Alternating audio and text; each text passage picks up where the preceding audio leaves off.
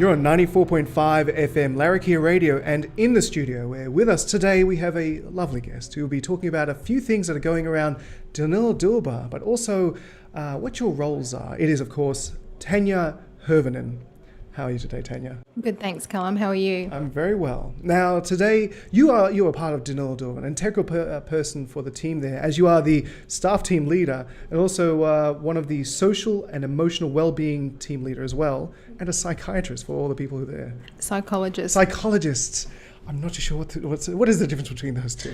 A psychiatrist is a medical degree, and a big part of their degree is learning about administering medication. But there's a lot more to that, so please don't quote me on that. Sure. Psychologists have different pathways to become a psychologist, but we primarily study human behaviour and how best to help people. Oh, wow. Fantastic. So what is your role currently at Danila Dilba? What is your main thing that you're doing there, helping the people that come in and stuff like that? So I'm the team leader for social and emotional wellbeing, and I've been there for a period of 4 to 5 months now. And a big part of my role was establishing a social and emotional wellbeing team and making sure that each clinic had a clinician or someone within the clinic to help support holistic ways of working with our people.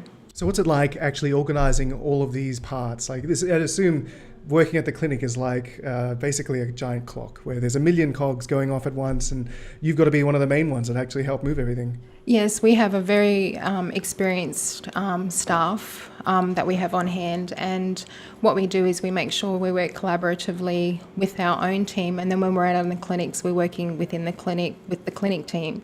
So we would be working with Aboriginal health practitioners, nurses and doctors to make sure we're delivering the best service possible for our people. Fantastic. Now, you're also involved in the Deadly Choices campaign that's currently going on.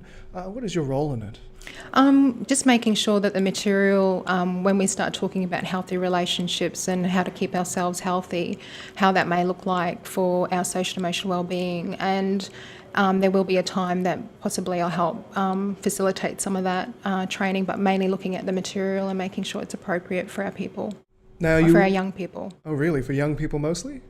It's for everyone, but at the moment we're looking at providing the service for young people. So what are the biggest things right now for young people that you're looking into in terms of like emotional well-being and stuff like that? Well, for social and emotional wellbeing, it's about healthy relationships and what they look like, and it's also about keeping ourselves healthy, like good diet, exercise, sleep, and making sure we're physically healthy, because that has impact on our social and emotional wellbeing as well. Okay. So is a social, in terms of like relationship, it's not just like partners, but family members, that's friends. Yes, Like absolutely. And what's healthy within a relationship and what's not healthy. So everything that goes with that, like help, communication and safety and things like that.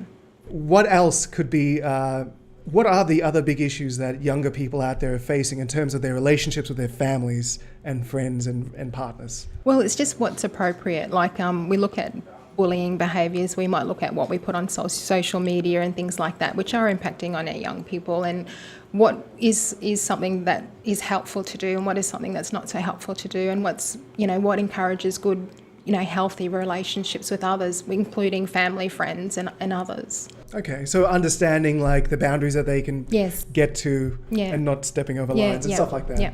So it's a major issue, well, not major issue, but it is an issue between younger adults and people, is it? Yeah, and also looking at things like, the impacts of engaging in substance usage and what supports are available for young people at that age, especially, with our young people, just knowing what's around. That's part of the Deadly Choices as well, like making healthy and optimal choices, and that they're there, and encouraging really positive, looking at positive mentorship and leadership and who we should be looking for and what we should be striving for as young people. Young people. Good exercise and food does contribute to your mental well-being? Absolutely. Sleep is also a big factor, making sure that we're having a good sleep. So we look at holistic health, so everything that looks at being healthy is holistic, with making sure that we're healthy in mind and body.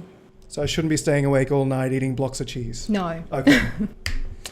All right, then. Fair enough. Well, thank you very much for coming in today and talking to us. Is there any other advice or things you'd like to say before we go today? No, it's just that at Danila Dilba we are offering a counselling service at each clinic. So we've got counselling at Palmerston, at Nucky Street, at the men's clinic, and also a service at Malak, and that we're available to help support people that are going through a challenging time in their lives. Fantastic. Thank you very much for having a talk to us today, Tanja. Thank you. Thank you.